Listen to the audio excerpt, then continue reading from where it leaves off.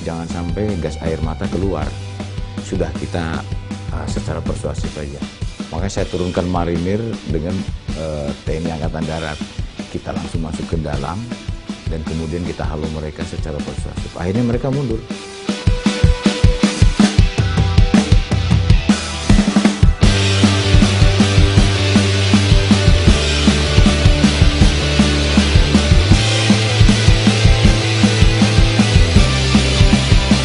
Dalam prinsip kepemimpinan itu, apabila kita menentukan suatu kebijakan dan keputusan, libatkan eselon terdepan. Karena mereka itu yang menerima dampak secara langsung dari keputusan dan kebijakan yang kita ambil.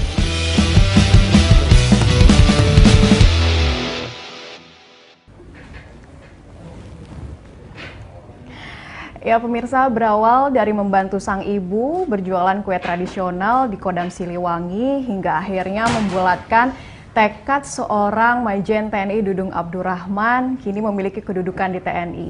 Dan tentu ini menjadi perjalanan yang tidak mudah karena beliau mengawali karirnya dari titik nol. Lalu apa sebetulnya alasan kuat sehingga Majen TNI Dudung Abdurrahman ini yang kini menjadi Panglima Kodam Jaya, juga apa kemudian peran yang akan dimainkan ke depannya untuk Kodam Jaya. Saat ini sudah bersama saya Majen TNI Dudung Abdurrahman. Selamat siang Pak Dudung, siang. Pak Pangdam, kumaha damang Bapak? Saya Wilujeng Sumping ke kantor Berita Indonesia Antara. Memasuki 100 hari nih Bapak, menjadi pimpinan tertinggi di Kodam Jaya. Kira-kira ada program baru mungkin yang diciptakan ke depannya mungkin seperti apa Pak? Program baru ke depan, ya, yang pertama kita mengantisipasi tentang kejadian-kejadian lanjutan dari demo. Betul. Ya, itu yang program yang sangat mendesak. Kemudian program berikutnya adalah saya mengimplementasikan tentang kewajiban TNI. Ada 8 kewajiban TNI itu. Yang pertama bersikap ramah tamah terhadap rakyat. Yang kedua bersikap sopan santun terhadap rakyat. Kemudian yang ketiga, menjunjung tinggi kehormatan wanita. Yang keempat, menjaga kehormatan diri di muka umum. Kemudian yang kelima, menjadi contoh dalam sikap dan kesederhanaannya. Kemudian yang keenam itu, tidak sekali-sekali merugikan rakyat. Ketujuh, tidak sekali-sekali menakuti dan menyakiti hati rakyat. Yang kedelapan, senantiasa menjadi contoh dan memelopori segala usaha-usaha untuk mengatasi kesulitan rakyat sekelilingnya. Dengan masa pandemik ini, saya perintahkan kepada seluruh anggota, masalah ekonomi pun sekarang sedang sulit. Makanya kalian harus hadir di tengah-tengah masyarakat. Apa yang menjadi kesulitan, TNI harus hadir. Ya di situ kita melakukan baksos, kemudian kita karya bakti, dan sebagainya. Tentu menjadi hal yang bukan mudah kan pastinya Pak menjadi pimpinan di Kodam Jaya. Nah, kemudian tantangan apa sih Pak yang selama 3 bulan ini dihadapi?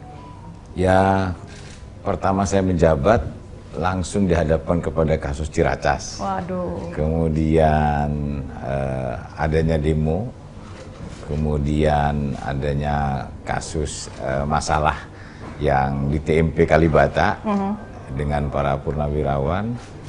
Kemudian ada masalah yang kemarin tanggal 8, kemudian tanggal 13 dan tanggal 20 tentang demo Omnibus Law. Itu aja tantangannya. Luar biasa ya tapi Bapak. menarik. Tapi menarik ya Bapak. Bagi saya, ya. Bapak ini katanya kan ingin menjadi seorang pimpinan militer yang egaliter. Dan itu adalah satu hal yang bertolak belakang. Ini gimana nih Pak? Mungkin bisa dikasih tahu Ya, strategi segala macamnya. Artinya begini bahwa saya selalu di dalam mengambil suatu keputusan itu melibatkan eselon terdepan, artinya prajurit.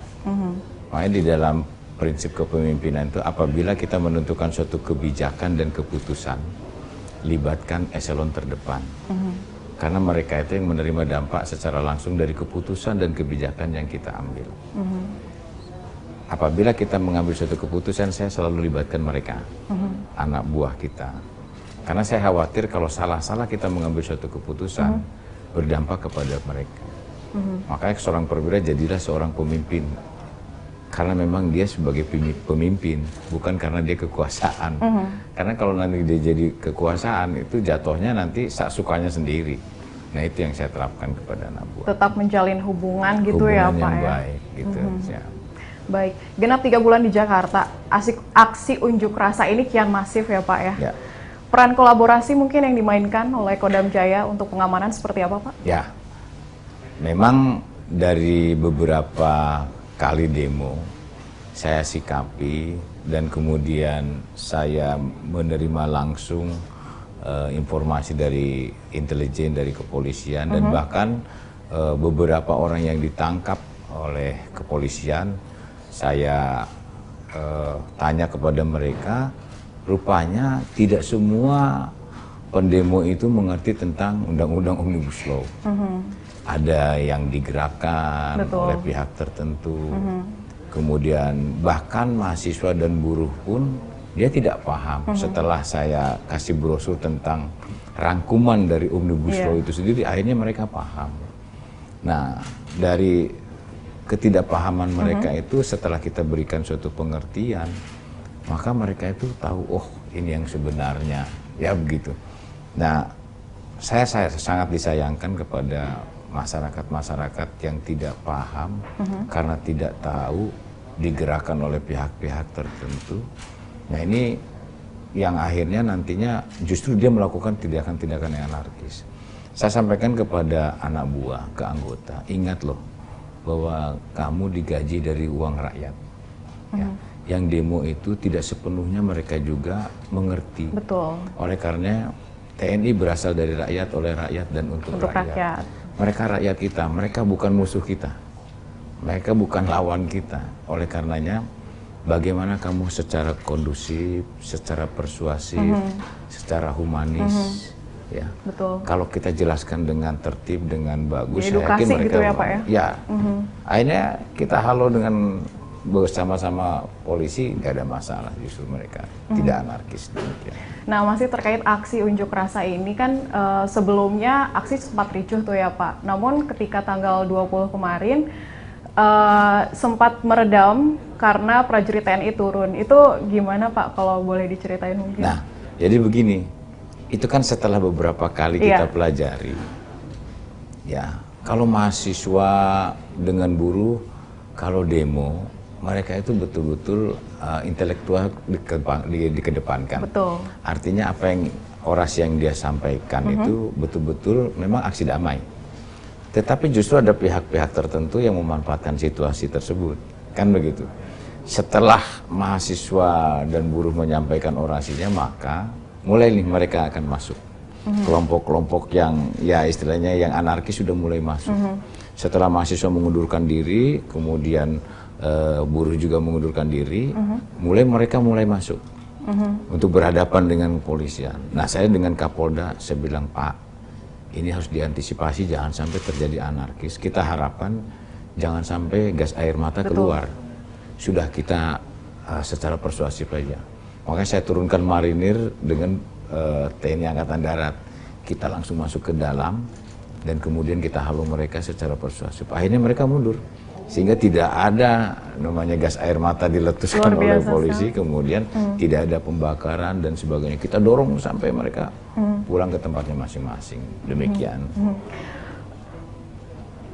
Untuk rencana aksi Pak, tanggal 28 Oktober dan 2 November, mungkin ada persiapan khusus yang sudah diupayakan?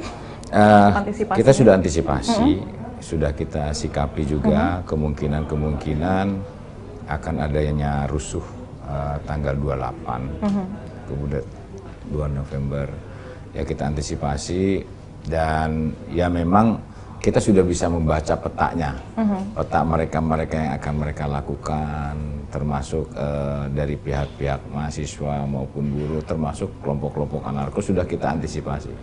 Di mana akan kita lakukan penyekatan, kemudian kita nanti akan terjadi kalau misalnya betul-betul mereka hadir, akan kita antisipasi untuk dilokalisir.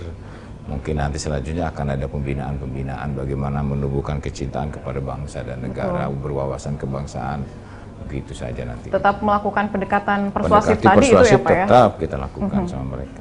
Ya. Sinergi yang dibangun dengan kesatuan lain, katakan misalnya kepolisian, untuk dari Kodam Jaya sendiri seperti apa nih? Ya, kita sangat solid dengan Polda Metro, karena kita sudah sama-sama sering melaksanakan tugas bersama, kegiatan-kegiatan apapun, seperti kita melibatkan masyarakat yang terlibat dalam rangka PDMPK, termasuk operasi justisi. Kita sudah sangat solid karena kebersamaan ini, termasuk ada kegiatan-kegiatan lainnya yang kegiatan sosial.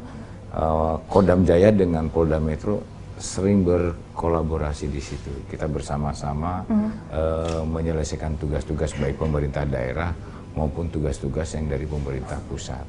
Tentunya ini dengan seringnya kita bekerja sama, ini menjadi ikatan yang kokoh dan kuat. Betul. Antara TNI, Polri yang ada di Kodam Jaya, sehingga mereka itu sudah seperti keluarga. Kita mengatasi sama-sama kesulitan, sama-sama kita hadapi dengan mereka. Artinya sekarang sudah satu suara gitu ya Pak? Sudah satu suara, sudah bersinergi.